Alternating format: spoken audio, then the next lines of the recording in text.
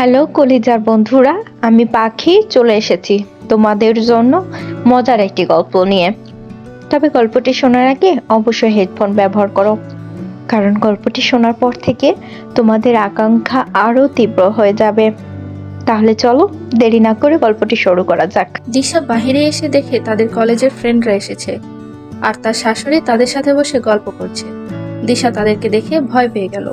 তারা কি কি যে গল্প করলো কে জানে, কারণ তার ফ্রেন্ডরা জানে ঈশানের ফ্যামিলি নিজের ইচ্ছায় দিশার সাথে ঈশানের বিয়ে দিয়েছে।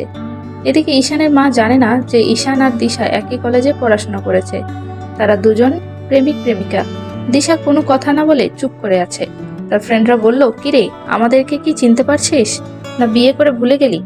দিশা তার শাশুড়ির দিকে তাকালো। তার শাশুড়ি ও দিশার দিকে তাকালো। তার এক ফ্রেন্ড হঠাৎ বলে উঠলো, আমাদেরকে না জানিয়ে বিয়ে করা হয়েছে, আজ ডাবল ট্রিট চাই আমাদের। দিশার শাশুড়ি বলল, তুমি ঈশানের বন্ধুদের আগে থেকে চেনো? দিশা তো পড়ে গেল বিপদে, তবুও সে নিজেকে বাঁচানোর চেষ্টা করলো। না মা, চিনি না। তাহলে এরা এভাবে বললো কেন, সেটা তো আমিও ভাবছি। দিশার বন্ধুরা অবাক। কি বলে দিশা এসব?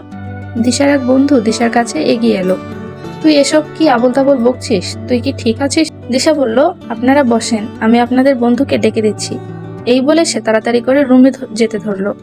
দিশার আরেক ফ্রেন্ড দিশার মাথায় আস্তে করে টোকা দিল। ব্যাপার কি, পালিয়ে যাচ্ছিস কই? দিশা এবারও চুপ হয়ে আছে।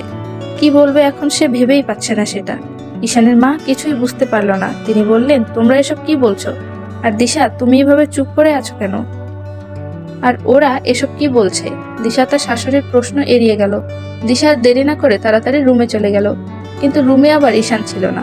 ঈশান দিশা ঈশানকে ডাকতে লাগলো।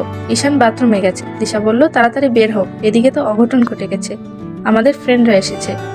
ঈশান বাথরুমের ভেতর থেকে উত্তর দিল যে, তুমি যাও, আমি পরে যাচ্ছি। দিশা বলল, তুমি গিয়ে কি বলবে সেটা তো আগে শোনো। ঈশান বলল, আমাকে সেটা বলতে হবে না, আমি জানি কি বলতে হবে।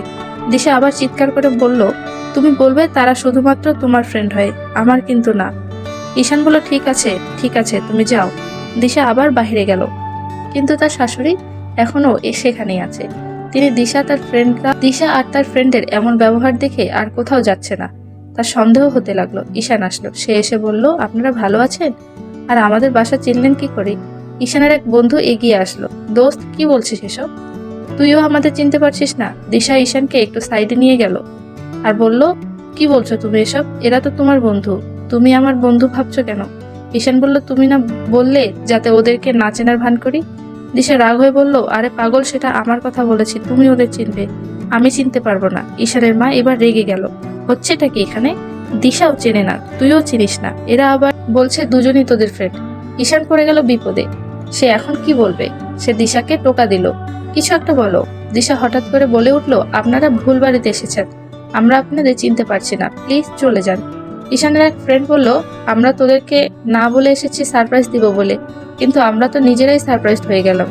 আরেকজন বলল, এরা ট্রিট দেওয়ার ভয়ে অভিনয় করছে, লাগবে না আমাদের ট্রিট, অন্তত তোর মায়ের সামনে আর অপমান করিস না। ঈশানের মা বলল, আমি বুঝতেছি না একটা ব্যাপার, যেখানে দিশাও চেনে না আবার আমার ছেলেও তোমাদের চেনে না, সেখানে তোমরা বারবার একই কথা কেন বলছো? দাঁড়াও, দেখাচ্ছি মজা। ঈশানের মা বলল, ঈশান, এদেরকে যেতে দিস, দরজা বন্ধ করে দে, এরা হয়তো বাড়িতে ডাকাতি করতে এসেছে। এই বলে তিনি চলে গেলেন। ঈশান একজনের কানে কানে বলল, দোস্ত প্লিজ চলে যা, আমি পরে বুঝিয়ে বলতেছি, এখানে একটু গোলমাল আছে।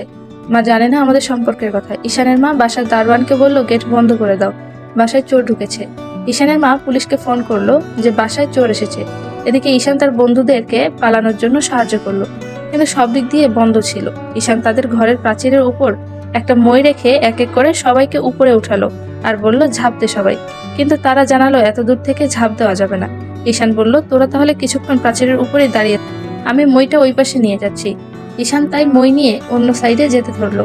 এদিকে সবাই প্রাচীরের উপরেই দাঁড়িয়ে থাকলো, আর কেউ ঝাঁপ দিতে পারলো না। প্রাচীরটা অনেক উঁচু ছিল।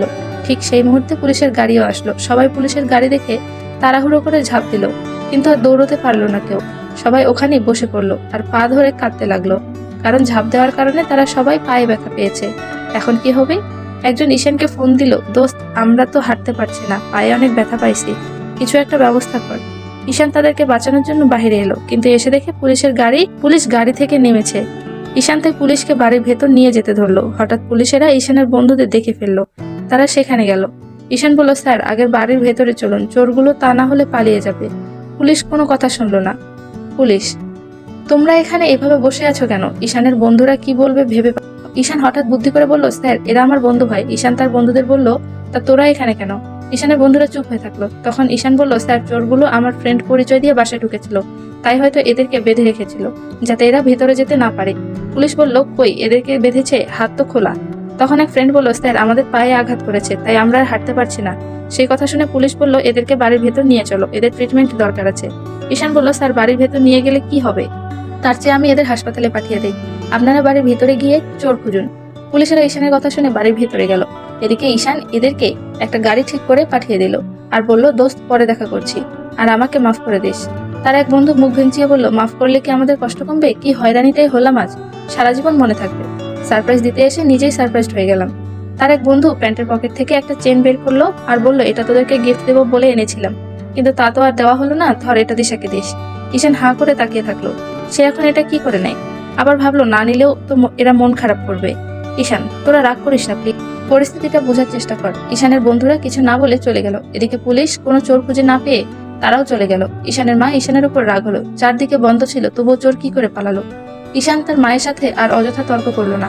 দিশা আর ঈশান এবারের মতো বেঁচে গেল, কিন্তু তার বন্ধুরা যে অপমানিত হলো সেই জন্য খুব খারাপ লাগলো। দিশা আর ঈশান ঠিক করলো তাদের সাথে দেখা করে সরি বলে নেবে, কিন্তু বাড়ি থেকে কি করে বের হবে, তাই ঠিক করলো তারা দিশার বাবার বাড়ি যাবে।